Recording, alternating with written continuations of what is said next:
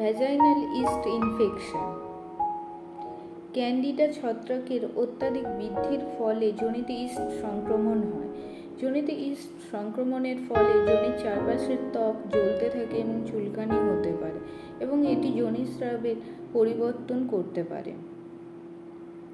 যোনিতে east সংক্রমণ হওয়ার ফলে কিছু লক্ষণ দেখা যায়, যেমন অস্বাভাবিক যোনিস্রাব, যোনি এবং ল্যাব্রিয়ার চুলকানি এবং জ্বালাপোড়া, বেদনাদায়ক প্রস্রাব, যোনির ঠিক বাইরের ত্বকে লাল ভাব এবং ফোলা ভাব, সহবাসের সময় ব্যথা।